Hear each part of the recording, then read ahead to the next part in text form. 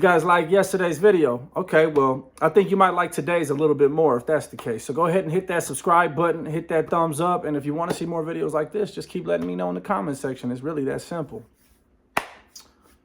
So, two common narratives that you hear.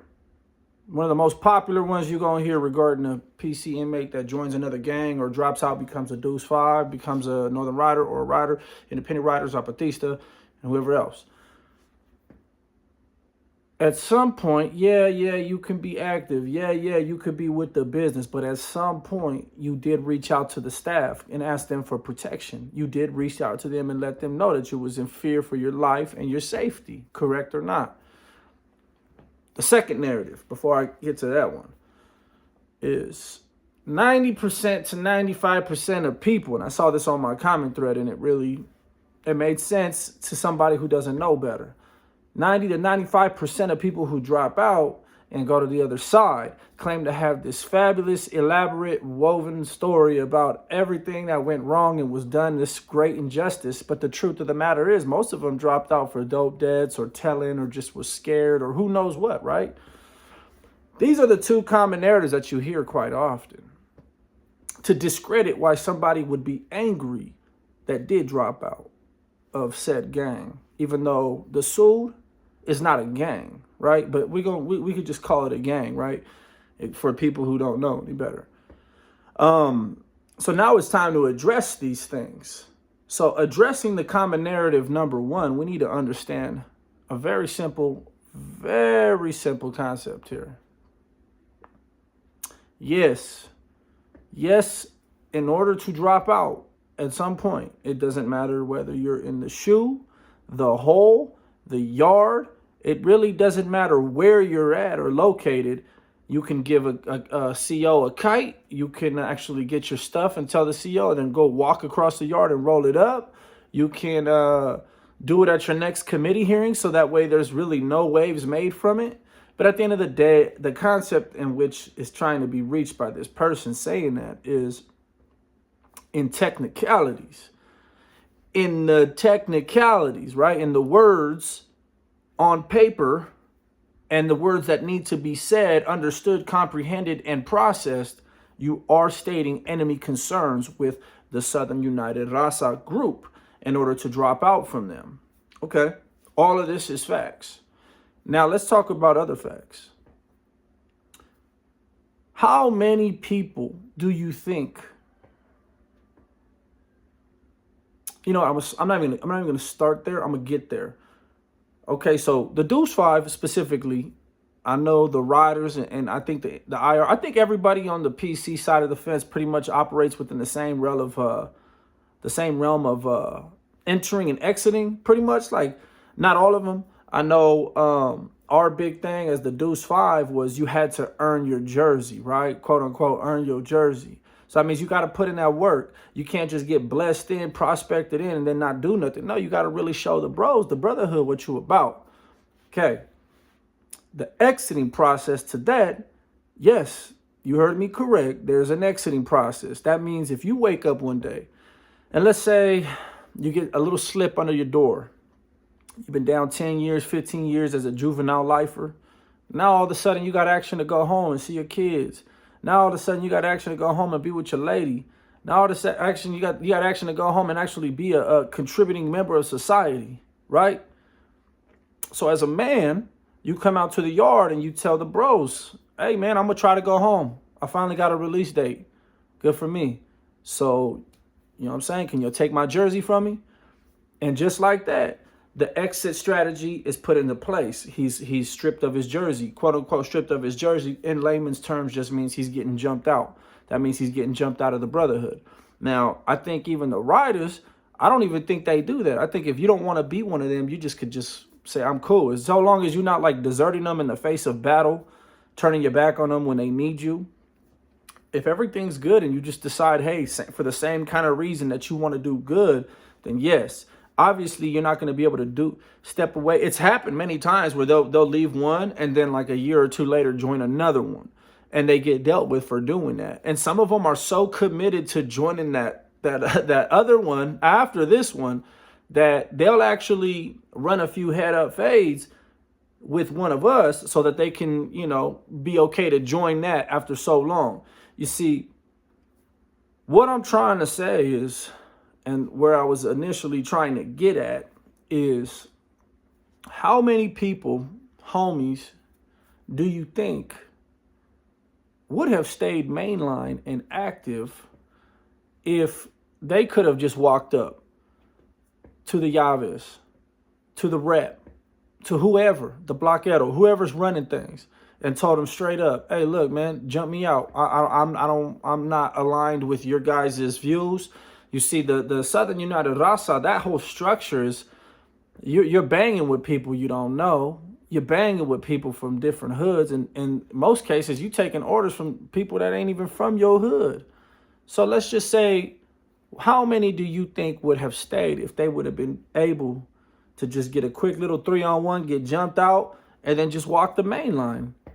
You see, there would be a very low number in PC inmates, especially gang dropouts who joined another gang, because if the Sud allowed people, their people, to get jumped out and just not politic. Yeah, you can stay on the yard, but no politics. If we catch you trying to join up with the others or anybody else, then we're going to take you out. But no, instead, it's set up strategically in some weird way to, if you don't want to be a part of this, you're trash. Now, the label trash has been thrown around so loosely for so many decades. It's starting to finally just hit. It's like a pimple getting ready to pop. You know what I'm saying? There's just so many. It's like, come on. What? Everyone else around you but you is trash, huh? Really? So that's my one for that narrative. That's my one answer, would be very simple. How many people do you think would not have rolled up or given a kite or dropped out had they known they could have went up to the rep, the blockhead, or anyone and just said, "Hey, jump me out." Or, "Oh, a dope debt? Cool, jump me out. I'll make me pay it and then jump me out. I don't even want to be a part of this, but I don't want to go PC." But no. See, the way the Sud is for you out of town, out of state, people who just up late on YouTube watching videos that don't really know the political system or structure that's set up in Cali, once you're no good and once it's time for you to go, you don't get to just like go and come back and we forgot. No, you got to go. And every other pin you get to, once the kite and the word travels to where you're at, you got to go again. So if you could sit there and take 20 holes, 10 holes, 5 holes, 30 holes, however many holes you think you can take until you get the point or they get the point, cool. But remember this, no matter what anybody has to say, not one human being is responsible for the mass roll-ups, for the mass dropouts, for the mass people who are checking in. No. See, a lot of actives like to throw that out there like as if they made you roll it up, right? Like you asked for enemy concerns because at one point you were scared, but not scared of you, not scared of none of your homeboys, not scared of nobody you know, I bet. Not scared of 2 to 3 of your homeboys. None of that. I stepped away and got away from an organization that reaches and spans all across California in every single prison yard on California. So yes, at some point, at some moment, I did understand that I would not make it if I stayed trying to float around the system. No, I PC'd up, but it wasn't because of you. So when they use that term, "Oh, you got scared and at some point you left." Well, are you the one guy? Are you the one guy that would take the whole suit on if he fucked up or was in the wrong or they was gunning for you? You telling me you that one guy, huh? To be like, there's a very well-known homie. I want to say he was from Compton. I'm not sure. Legend has it, but he had a I'm still here tattooed on him. Legend has it they blasted this dude so many times he just would not get off the yard. He would not go PC. He's the one case. And I've seen a lot. Yeah, I've seen a lot where dudes will get, jumped on and they'll come back, get jumped on again. And then that last time they just won't. That happens on PC yards though. So there's nothing special about that. But this one rare exception got blasted to smithereens for a long time. They said his arm went paralyzed from being stabbed so many times. I don't know what ended up happening to the dude. I couldn't tell you, but that was the one rare exception. And everybody wanted to be like this guy. You heard the stories. Everyone wanted to be solid like him, but come on. Now that I look back, I think he was just a fucking J-Cat. Because now you got a fucking stupid arm. You look dumb. You got holes all drilled in you for what? The cause ain't even the same. The game's all watered down anyways. He was doing this shit back when the cause wouldn't let people buy their way back in. He was doing this, standing tall for this cause when you couldn't do shit like that. You couldn't go PC back to GP no matter what. So how do you think a cat like him would feel that actually offered his fucking body in rebellion to going PC? Anyways, not to disrespect the man or whatever he went through, much respect. He stayed solid in his own regards. So now we have it in that 90% who rolled up have a story to tell, right? So this is the second narrative, right? This is the narrative that could be more accurate than the first one, I think, if you look at it in that respect. So typically, yes, from my experience on the PC yard, everybody does have a story. Yes, everybody does have a story. Everybody's got this reason why they went PC. You know, some people just wanted to go home. Some people got a release date after so many years stuck in the shoe. Some people had to debrief. Some people did have a dope debt. Yes, a lot of people did have dope debt. Some people, like myself, made a wrong political move and really just carried out orders that were not supposed to be carried out on that person, and were the only one to be a fall guy. See, back when I was active, guess what? That was a very unforgiving time, and the most popular slogan across any active yard in those years was ignorance is no excuse. No matter how young you is, no matter none of that shit. But back to the whole narrative. Nobody cares. There's no right or wrong answer. There's just all trash, right? That's how we're looking at it from a GP's point of view. So let's not address the whole why everyone has these narratives, why everyone has this weird excuse and need to feel like they need to explain themselves. You see, riders, independent riders, deuce fivers, they don't feel that fucking explanation. They don't feel that need to give you shit. They don't feel that need to explain shit to you about nothing, because we see the light. We see the truth, and the grass is greener on the other side. Believe that shit. Who the fuck wants to go to prison to be talked to and given commands like some soldier? Nigga, you ain't no damn soldier. If you was a soldier, join the damn army or the Marines or the fucking cops, SWAT team or something like that, bro. Like, what the fuck you mean going to prison to be a soldado? Like, come on, dog. Like, you know, all the taxes and all that shit. I could go on for days on why that shit is backwards as fuck, but I'm going to go on like this. Why would you think another grown man would be mad that dropped out? If deep down he felt he could have and should have been able to walk up to you as a collective, say, hey, I've been rocking with you guys for a minute. I put in work here. I put in some work here, back there. I would appreciate if I could just get jumped out and then we just wash our hands of each other. Cool. I'll be on the yard. I'm not a fucking child molester. I'm not a fucking rapist. I was just a part of your fucking organization. Can I stay? The fact that that is not given to motherfuckers. Well, that's why when you get to PC, you pissed. You pissed. Oh, but y'all are surprised when a motherfucker runs across a collective that is pissed about the same shit. Not trying to cower or hide and explain ourselves when we get out of prison. Not trying to be like, not trying to run back to the hood and tucking our tail or ashamed of ourselves, but just saying, hey, fuck them, fuck the hood, and fuck this organization too. Straight up. You don't understand why we would join that?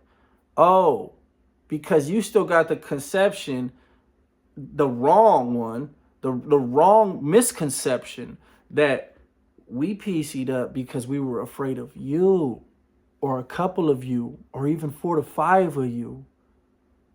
Bitch, when you go to prison, it's a whole world of these motherfuckers in every fucking corner and facet of fucking the whole prison system industry. Shit, PIA, shit, motherfuckers everywhere.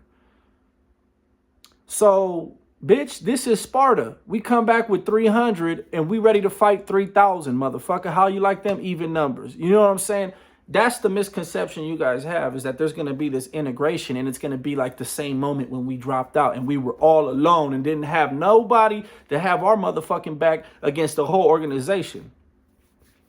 You know how many times I'd sit up in the hole and shit throughout that whole process, and I'd be thinking, shit, man, why the fuck didn't my car hug the nuts and rock with me and just get off? Because that's what before I went out, I was really trying to get my car to go crazy. My car was known for going against the mess out anyways, but they ducked off because of the dope. They was selling, they was using, they was serving. Niggas from Sanfed, we from Pacoima. How you riding the Sanfed tail? You feel me? But it's all good, because when I got onto the other side and I met my bros, there was never any question. There was never any hesitation, and there's damn sure ain't to this day. Not to this day, baby. Not to this day. They do that integration. Y'all gonna see. The will of a man fighting to survive is a lot stronger than the will of a man seizing to control, trying to control, looking to just run shit. You know what I'm saying? Off of greed and no righteousness. When you fight for something righteous and you in the right, you have that conviction, you hardly gonna lose. So anyways, I hope this kind of covers those two narratives, because although they are correct, like on paper, right? Like, oh, you at some point you dropped out, so you were scared for your life. You reached out to the staff. I would ask you, what should I have done? Oh, lick your wounds. Do you know how it goes? Do you know the recycling system that you enter trying to just lick your wounds? Do you know what it's like to be stabbed? Do you know what it's like to understand that one bad stabbing, you could die? Do you understand that if they would just give you a fucking option to get jumped out and walk the fucking yard and be fine, cool, you would do it. So yes, people do reach out. But remember this, it is not in fear of you or your homeboys. It's in fear of a motherfucking death sentence. That's all it is. And you ain't bad for it. Y'all ain't gangster for that. Y'all think you fucking gangster for labeling a soldier trash? And then he don't want to be, now he don't want to be on the yard. Why does he want to be on the yard with you? You trying to kill him. Bitch, run the 1-on-1, jump him out, 3-on-1, 4-on-1, and call it a day. But I guess we got a bunch of RoboCops who think it should be otherwise. And addressing the other narrative, for those who don't understand why this animosity exists, I hope you understand now.